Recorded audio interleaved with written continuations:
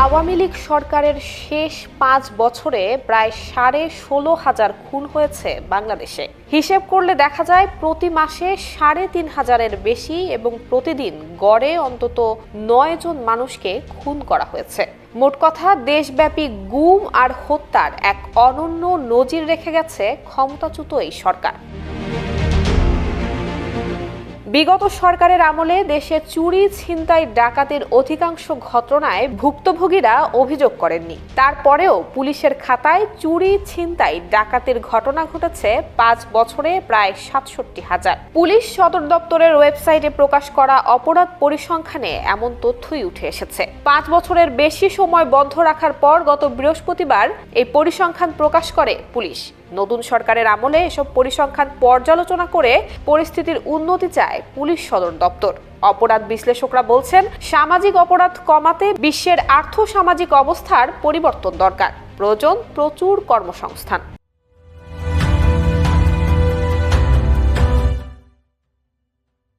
Police সদর দপ্তরের হিসেবে ২০১৯ থেকে ২০২৩ সালের ডিসেম্বর পর্যন্ত দেশে ১৬,৫৫৫টি হত্যাকাণ্ড ঘটেছে। এই হিসেবটি এসেছে দায়ের হওয়া মামলার সংখ্যা থেকে। সাধারণত জোড়া খুন কিংবা একসঙ্গে ততোধিক খুনের ঘটনায় একটি মামলা হয়। তথ্য বিশ্লেষণে দেখা যায়, বছরে গড়ে খুনের ঘটনা ঘটেছে ৩,৩১১টি। এমনকি করোনা মহামারীর সময় ২০২০ সালেও ৩,৫০০ খুনের ঘটনা ঘটেছে। এই ৫ বছরে ছিনতাইয়ের মামলা হয়েছে ৯,৯৫৫টি আর ডাকাতির মামলা হয়েছে ১,৬৮৫টি। সংশ্লিষ্ট সূত্রের মতে, ছিনতাই এবং ডাকাতির প্রকৃত ঘটনা আরও বেশি হবে, কারণ বেশিরভাগ ছিনতাইয়ের ঘটনায় ভুক্তভোগীরা মামলা করেন না।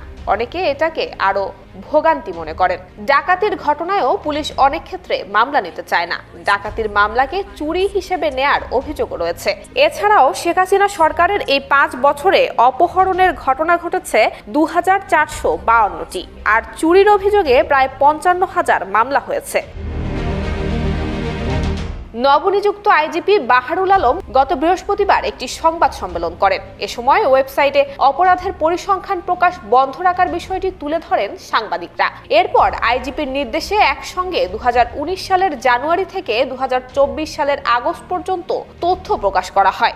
এর মধ্যে আওয়ামী লীগ সরকারের তৃতীয় মেয়াদের ৫ বছরের অপরাধ পরিসংখ্যান পর্যালোচনা করে খুন, চুরি, ডাকাতি, ছিনতাই এবং অপহরণের তথ্য পাওয়া যায়। নারী, শিশু নির্যাতন এবং ধর্ষণের ঘটনাও উদ্বেগজনক পর্যায়ে ছিল। ওই ৫ বছরে নারী এবং শিশু নির্যাতনের অভিযোগে মামলা হয়েছে ১,০৭,১২৪টি আর মাদকদ্রব্য উদ্ধারের ঘটনায় ৩,১৫,০০০-এরও বেশি। চোরাচালানের অভিযোগে ১৪,০০০ এবং অস্ত্র উদ্ধারের ঘটনায় ৯,০০০-এর বেশি মামলা হয়েছে। আওয়ামী লীগ সরকারের চতুর্থ মেয়াদ শুরু হয় ২০২৪ সালের জানুয়ারিতে। জুলাই আন্দোলনের আগ পর্যন্ত এবছরের প্রথম ৬ মাসেও উল্লেখযোগ্য সংখ্যক অপরাধের ঘটনা ঘটেছে। এর মধ্যে খুন হয়েছে ১,৫৩৩টি। একই সময় ১৮৩টি ডাকাতি, ১,১২২টি ছিনতাই, দস্যুতা এবং ২৮১টি অপহরণের ঘটনা ঘটেছে। ব্যাপক গণ আন্দোলনের মুখে গত ৫ আগস্ট দেশ থেকে পালিয়ে ভারতে আশ্রয় নিয়েছেন সাবেক প্রধানমন্ত্রী এবং আওয়ামী লীগ সভাপতি শেখ হাসিনা। এরপর থেকে ভারতের আশ্রয়ে তিনি সেখানেই অবস্থান করছেন। নুসরাত জাহান মেহেক, জয় জয় দিন।